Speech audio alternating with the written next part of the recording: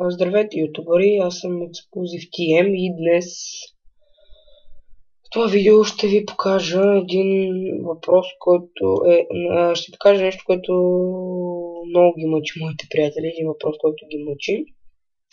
И този въпрос е как да настройваме плагин или по-скоро Group Manager. Ами, то е доста просто. Нужно ти е съвсем малко английски за обща култура, да елементарни неща, които трябва да се видят. Значи, нужно ви е само на нещо, след това трябва само да гледате. Нужно ви е Notepad++, който може да си изтеглите ето тук. Като лете го и пишете Notepad++, то даже ви излезе още веднага. И тук направо директно се цъкате на долу, там не цъкате. Стеглите от тук. И тук тъмно, стеглите се инсталират и да. Нищо трудно няма. И да, значи, вече след като имате това, може да отваряте файлове с тази програма, или по-скоро с този документ. И да, намерете вашата папка с сервер и влизате вътре. Отивате на даден плагин, който искате да настроите в днешния епизод, Group Manager е. Отивате на Group Manager, цъкате Word, зависи какво искате да настроите. Тук моя config е точка имала. И цъкате с дясно копче и тук Edit with Notepad++, това веднага ви излезе даже. Цъкате тук. И тук ви е конфига, който тук има различни, които изобщо не ви трябват.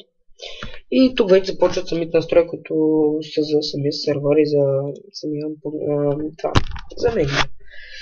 Code Manager. Тук е Wall Command Box. Командните блокове, да могат да се слагат командни блокове във вашия сервер.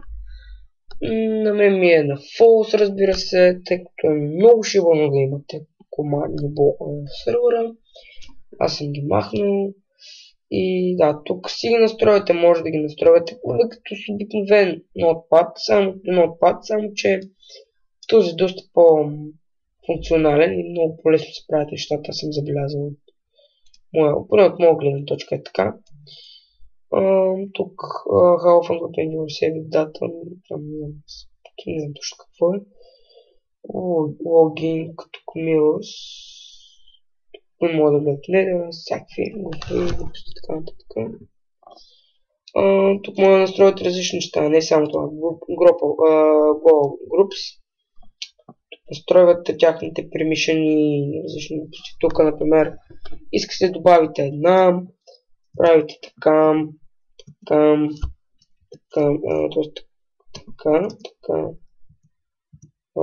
чакай виж така.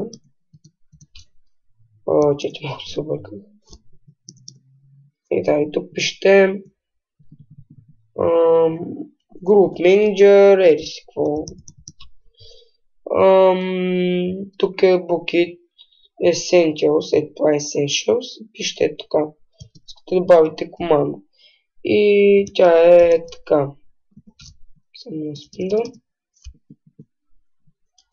Само така. И пишете да кажем Essentials. И тук кажем Hub. И може да слагате вече шапки. Или ако имате сервера, плагина, който е алова да имате, да пише в който ще head и да имате главата на вашия играч. На някакъв играч, да кажем Стефан, и ако е с куп на Minecraft, има скин, дава неговата глава и пише така. И Essentials. Имате permission за това нещо. И така си настроите различни неща. Essentials също много добре трябва да се настрои. Също нещо друго. Тук SignShop се настройват Essentials задължително.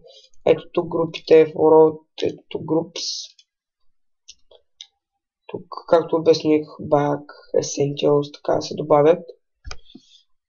Тук още начало, като влезе, да кажем, това е на групата Default. И на групата Default, като влезете, може да се направи тук юзер. Това са цветове, нали, знаете, там NT цвет, който искате, нали, в скоби, нали, като влезе някакъв Default юзер, не му пише юзер, ами съм си го направил PvP Fighter, тъй като сървърът така се казва и да е юзер, съм направил нещо по-разнообразно, като PvP Fighter, уж, нали, с името на сървъра и така, и с различни цветове. И може също така си направите, може да направите юзер, нещо този род.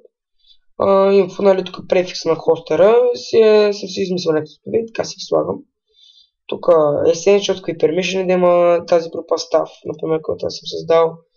И тук Essentials, AFK, Feed, глупости, аз не знам какво. VIP. И различно може да се настройвате тук. Тук на User. Всеки един файл, който е в един плагин, може да си го настроите. Или да поне да погледнете какви са нещата там. Ето тук също има различни неща. Тук Minecraft Online Host, това аз съм си ги правил преди хората, които си правили. Ето различни.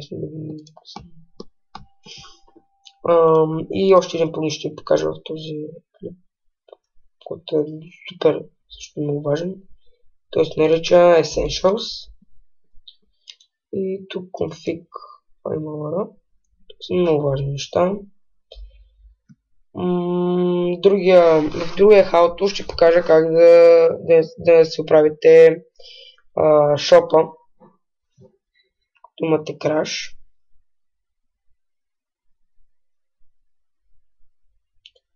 Трябва много да купим. И тук Player Commands.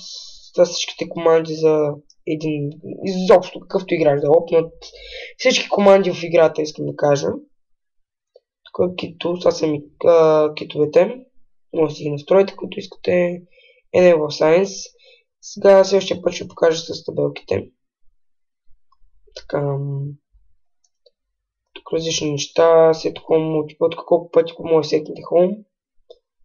Ето тук различни неща. Първо, може да ако ви е на малко, искате, нали, ако не може да сетвате повече от един Home или 3 или там, каквото е, за една титла, влизате тук в Essentials, идвате тук на Set Home Multiple и на Default да кажем, правите, кажем, искате да може да сетва 10 Home, да кажем. Тук има дадена команда, разни глупости и да.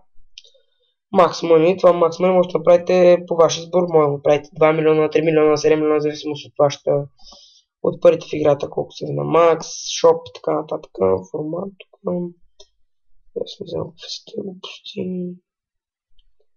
Всеки един плагин може да се настройва, кито, всичко. Надявам се да ви е помогнал и харесал и най-вече помогнал клипа. Аз бях Explosive TM и в следващия епизод на How-To ще покажа как да си оправите SunShop, защото много се бъгва, аз наскоро го научих.